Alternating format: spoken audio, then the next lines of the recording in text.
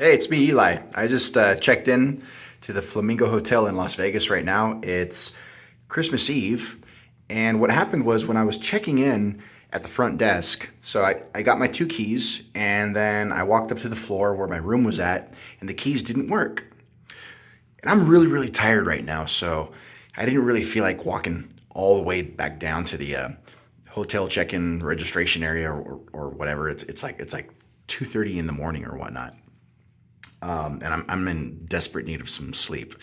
So what I did instead was I called the hotel from the room from the door of the room that I'm supposed to be staying at, and I said, yeah, can you send somebody up here to let me in? And they sent somebody up there. They used their keys on the door, and they came to the conclusion that the problem wasn't with the key. The problem was the the battery on the door had completely fizzled out, so it had no power. So they had to try to contact an engineer person to head up there to dismantle the door, remove the old battery, and replace it with a new one. And meanwhile, my old tired ass had to just be standing there waiting for this person. So I'm just like, you know what? Heck with this. I'm going to see what I can do about this. I'm going to try being a little more proactive.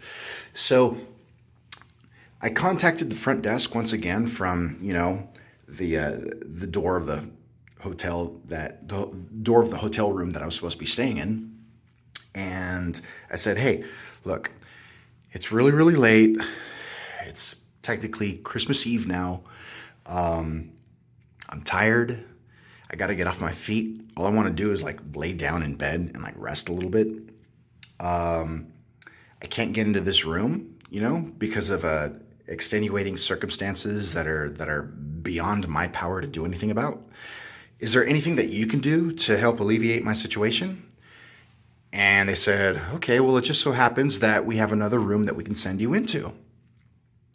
So I had to walk my ass all the way back down to the front desk lobby area, the check-in counter, and say, okay, well, what's up with this new room? Can you hook me up? And they said, yeah, sure. Here are your new keys. And I walked back up to the new room that they transferred me to, and well, lo and behold, to my surprise, this is what I came upon. And I'm going to give you a little tour of what they basically upgraded me to for free. So let me turn this around here. And mind you, I've never stayed in a room like this. I'm not a fancy person. I'm not rich by any stretch of the imagination. I've never stayed in a place like this in my entire life. God, where is the light? Here we go. Okay, so this is the front door right here. Come walking in, directly to your right. There's a small bathroom. Okay, toilet, sink. Everything's nice and clean. Sliding door. It's made of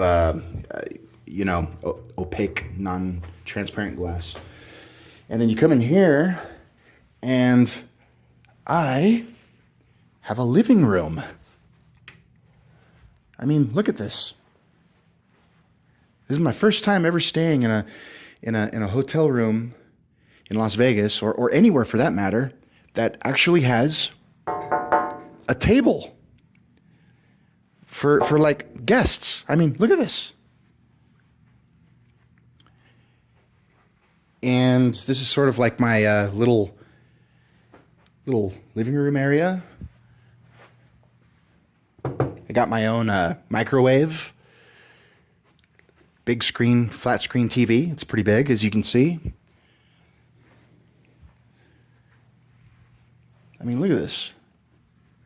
It even comes with its own decorations, the Flamingo Hotel. And there's another one over there, Flamingo, from the old days. There's another right there. That one's pretty nice. But this is what really tickled me pink. Pardon the pun. But look at this. You see those curtains?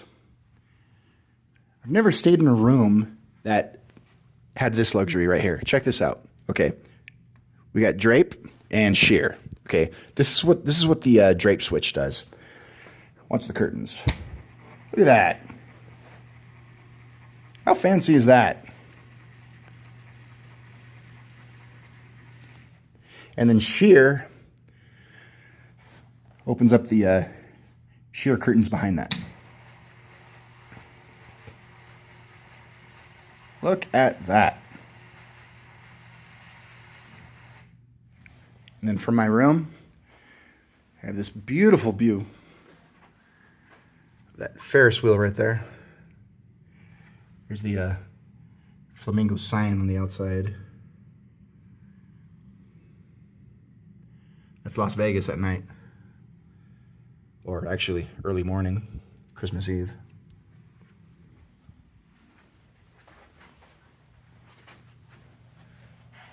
I'll close the sheer one first.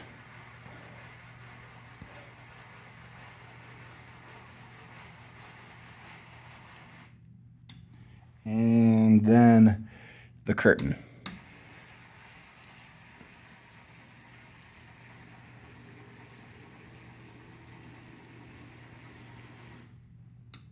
You know, to a lot of you, you're probably thinking, oh, big deal. I've seen places nicer. But you know what? I haven't, all right? So bear with me. Now, going in through this door, this is my bedroom. Look at this place. Look at that bed. That's a straight bound chicka wow wow bed. It's even got the padded, you know, so that you can, you know. Check out this nightstand. I noticed earlier that it has this one pull-out drawer that isn't actually a drawer. It's just completely flat.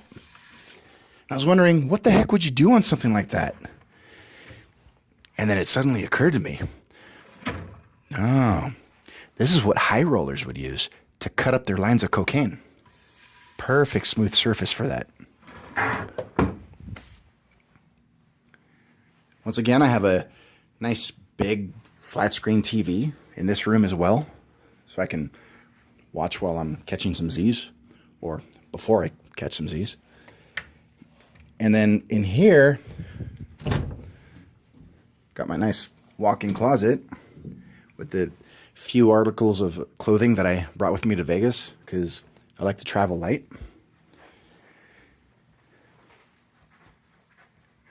Now check this out. Another opaque glass sliding door. Leads right into my bathroom. Look at this place. Look at this thing. Look at that bathtub. I'm going to use the shit out of that bathtub. Look at that thing. It's big enough to even accommodate my size. Look at that mirror. The sinks are beautiful. Even this shower is really, really nice. I mean, look at that. But this detail right here that I'm about to show you has got to be the crowning detail. Look. There's a remote control right here. And look what it powers.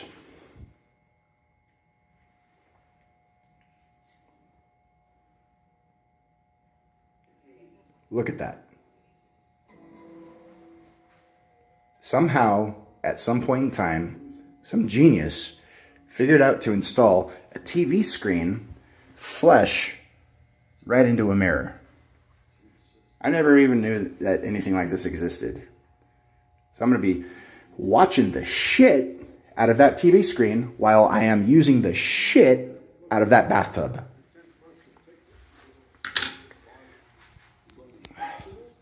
All right, let me just turn off this mirror TV screen real quick so that I can say something before I wrap this video up. And I just want to point out that I used to work in retail a lot. And one of the things that I used to despise was people that used to complain a lot. I hated that. It's like every single day you couldn't escape it. It'd be like, oh me, I want things my way, me, and you'd have to capitulate. You'd have to, give them their way. And I hated that. I hated enabling and having to give in to people, who complained like that. And above and beyond that, I despised the old saying, the squeaky wheel gets the grease, because I can't stand squeaky wheels. However, after tonight's debacle, after complaining myself about the situation that I was in, I suddenly came to realize, okay, complainers, all you squeaky wheels out there, I think I get it now. Yeah. I think I get it now. This is Eli in Las Vegas, 2017, Christmas Eve. Peace out.